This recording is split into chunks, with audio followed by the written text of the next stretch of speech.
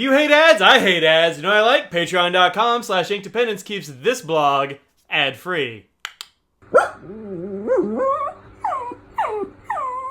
Hello folks, welcome to Inkdependence.com. I'm Mike, and this is the Aurora 888 Black Mamba. This is part of their Chento collection for 100 years, and they are really knocking it out of the park with this whole collection. All of these have been very cool. I don't think, seen a 100-year Chento collection pen that I didn't like a lot. So, let's get in here.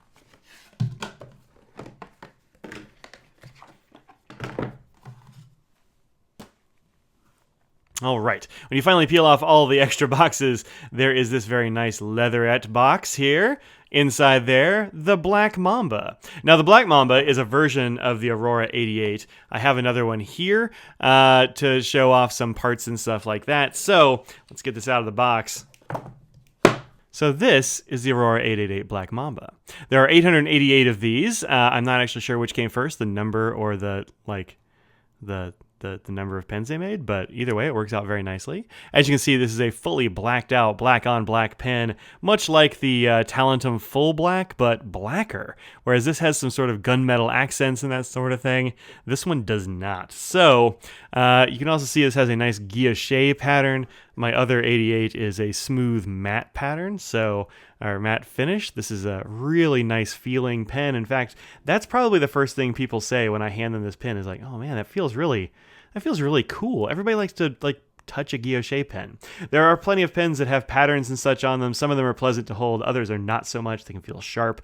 This one feels smooth, like a snek, maybe like a Black Mamba, perhaps. You can see the top, the finial here is smooth and mirrored, as is the bottom. You also have a nice trim ring right in here. Because this is a piston filler, that's the blind cap. I'm not going to twist that because it will make a mess inside the cap. You also can see the cap band is nicely blacked out. This is all ruthenium trim. On the cap band, it says Aurora in nice big script. Then it says made in Italy. And that's kind of it. That's all we got on there. The clip is nicely blacked out as well. This is a very functional clip. I really like it on this 88, and I like it on the 888 as well. And I mean, it looks really nice. I've been carrying this around for, I don't know, a little over a month, I think, probably. And I mean, it looks like new. Of course, I do take care of it because this is a very nice pen. Oh, I should say, often I say up at the top of the episode where I got the pen. This was actually sent out for review by Kenro, the distributor of Aurora and Montegrappa and a few other brands. And then, because I couldn't stop talking about how much I love it, my lovely wife Audrey worked with Kenro to buy it for me. So, this is a Christmas present.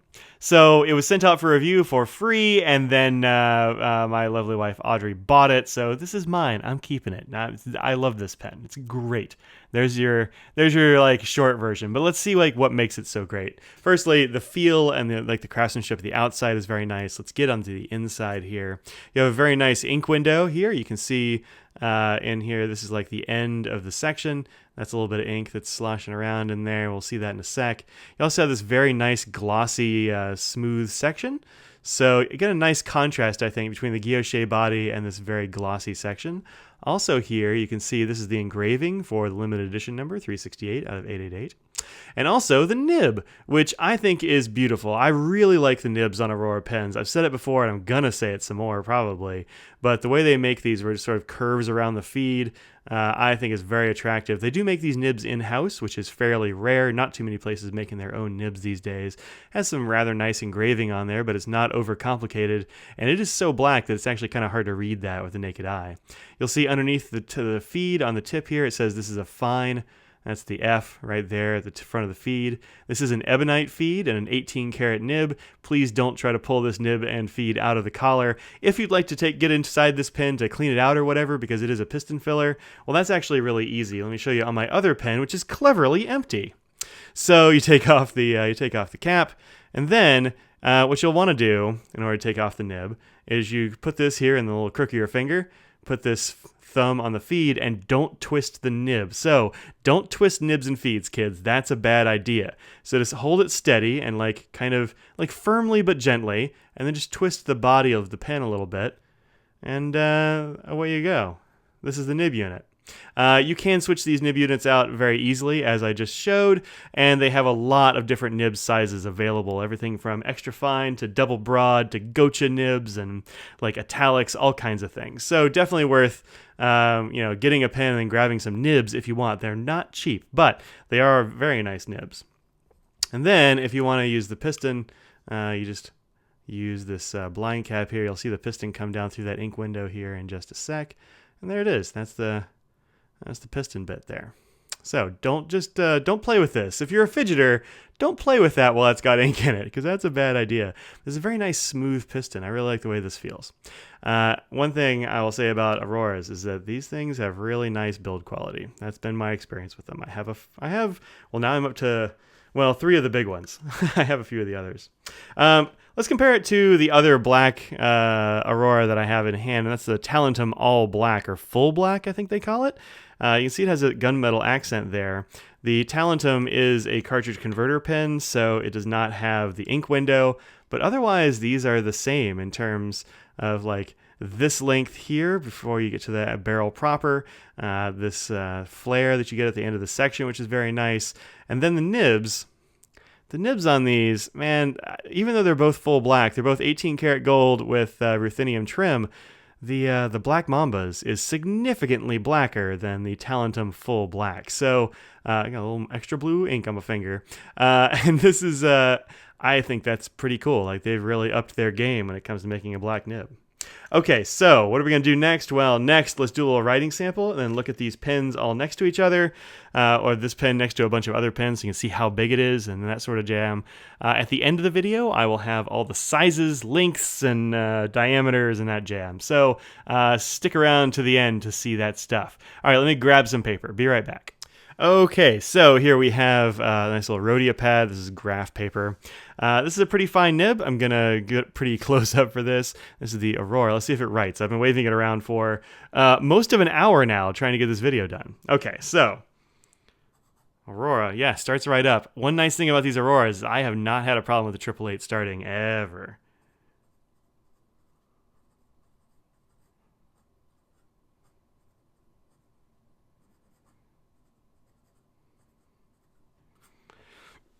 There you go. Black Mamba, no problem keeping up with some fairly quick writing, even with like my kind of odd writing angle, that sort of thing. This is a fine nib, and it has a little bit of feedback.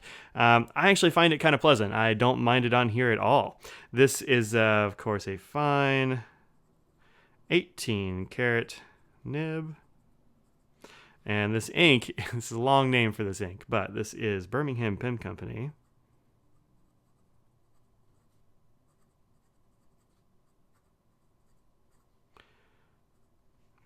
Cathedral of Learning Panther Blue is what this thing is called.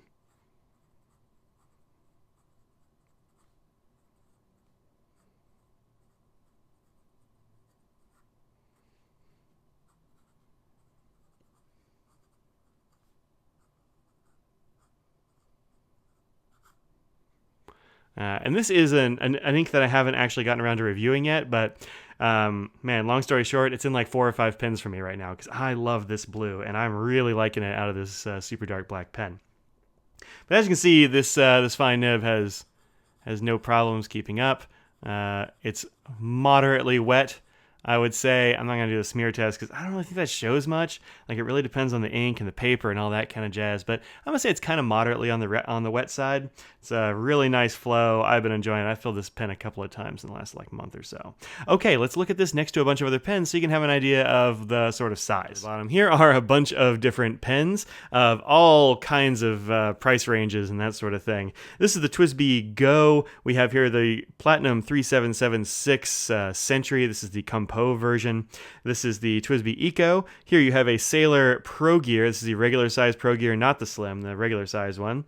Here you have the Aurora Talentum Full Black, the Aurora 888 Black Mamba, the Lamy 2000. Everybody should have at least one of these. This one is the Sailor 1911 Large. This is the big size, of course. Here we have the Pilot Custom 912, which is a fairly, a pen you don't see all that often. Really nice shape and size. Here is the Pilot Custom 823, another glorious glorious pen. And then next to that, the big TWSBI VAC 700.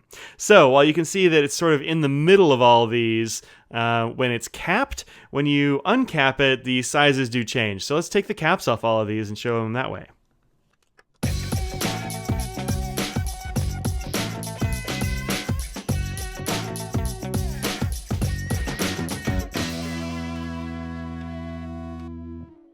So you can see that once you get these uncapped, the Talentum and the 888 are actually fairly good-sized pens. They're longer than most of these and very comparable with the 823, although maybe just a smidge shorter than the 823 and the VAC 700. So fairly good-sized pens, about the same size as the TWSBI Eco, actually, but thicker and all that sort of jam. Like I said, we'll get those sizes here at the end of the video. But you do have a very nice size section. You got this good flare. It's a good size for holding in a hand. I've got a fairly good size hand, but this would fit, I think, pretty much everybody's hand. And also, you can post these. I do post the 888 fairly often, although you don't need to, and I think it adds a little bit of extra weight to the back, so I generally don't, because I think this is a very comfortable pen all on its own. Okay, so this has been the Aurora Black Mamba 888. This is a gorgeous pen, definitely one well worth checking out. If you get a chance to see this in person, do it. Give it a feel that snek pattern on there. The guilloche is wonderful. The nibs are great. I don't have anything I don't like about this pen aside from the following, and that is it is fairly expensive. The manufacturer's suggested retail price on this guy is $795, which is real high. You find it on the street for usually a bit under $700 somewhere, and by street I mean like your favorite pen retailer. Several of them still have some of these, so if you really want to get your hands on one of these, and I say like if you like this pen, go for it because it's real cool. You'll be able to find it for around $700. There you go. Take a look at this expensive beauty if you can get your hands on it, because man, it is worth checking out. Otherwise, like, look at the regular 88 too, because man, these are great pens, super good, and the Optima too, I suppose, but I like these a little bit better. All right, so that's it. That's all. Thank you very much for watching. Like, comment, subscribe. Follow me on Instagram as @InkDependence, and check out my blog inkdependence.com, where I post some of this stuff and some other stuff and those kind of things. Check out my Patreon. Thanks again to Carrie at Kenro and to Audrey at my house for letting me borrow and then have this pen forever, because I love it. All right, I'll see y'all later. Peace out.